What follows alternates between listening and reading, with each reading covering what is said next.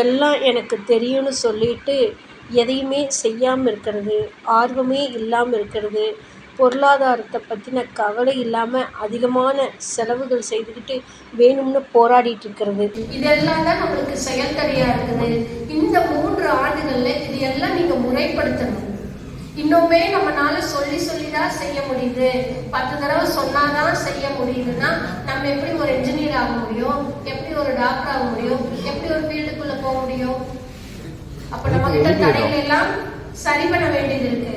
அப்ப இன்னொருத்தர் சொல்லி செய்யாம நம்மளா செய்யறதுக்கு முடியுதா அப்படின்னு நம்ம ஒர்க் பண்ணணும்.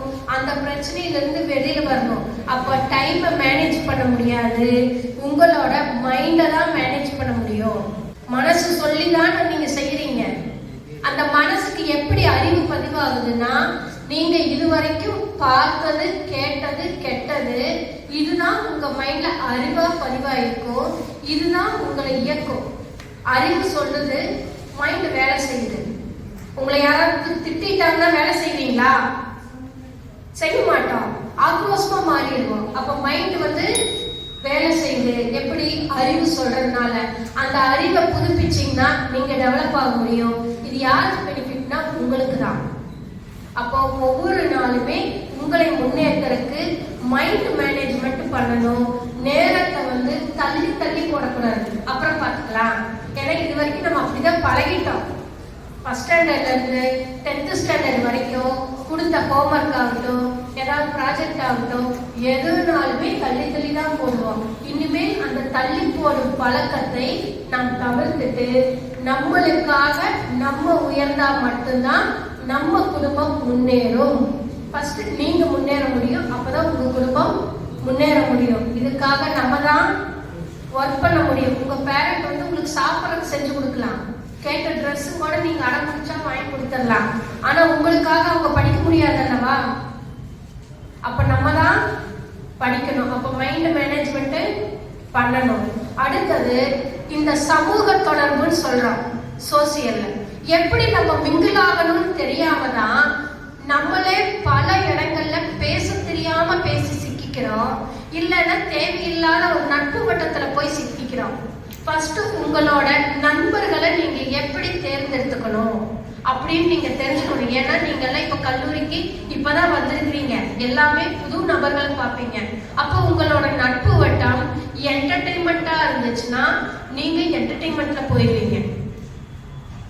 அப்போ நீங்க உங்க நட்பு வட்டத்தை தேர்ந்தெடுக்கும் முறைய உங்களுக்கு உதவக்கூடியவங்களா இருக்கிறாங்களா, உங்க அறிவுக்கு செயல்படக்கூடியவங்களா இருக்கிறாங்களா, இல்ல உங்க கூட ஜாலியா இருக்கிறது மட்டும் இருக்கிறாங்களான்னு பாருங்க.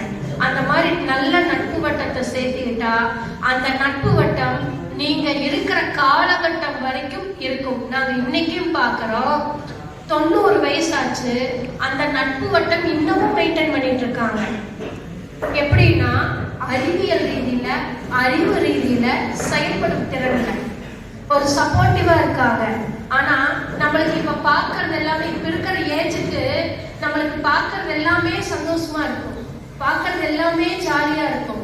நீங்க நல்லவங்களா தான் இருப்பீங்க. நீங்க 4 பேர் ஒரு ஃப்ரெண்ட்ஸ் இருக்கீங்கன்னா 3 பேர் நல்லவங்களா இருப்பீங்க, ஒருத்தவங்க கெட்டவங்களா இருப்பாங்க. அதாவது தேவையில்லாத ஒரு நட்பு வட்டத்துல இருந்து, தேவையில்லாத என்டர்டைன்மெண்ட் இருந்து, ஒரு சிக்கல்ல இருந்துட்டு இருக்கலாம், பல பழக்கங்கள் கடுமையாயிட்டு கூட இருக்கலாம். அவங்க ஒரு தப்பு செஞ்சா அவங்க ஒருத்தர் செஞ்சது 3 பேர்த்தையுமே பாதிக்கும். அது உங்களை கேள்விக்குறியா நிற்கும். மறைமுகமா அது உங்களை அட்டாக் பண்ணும்.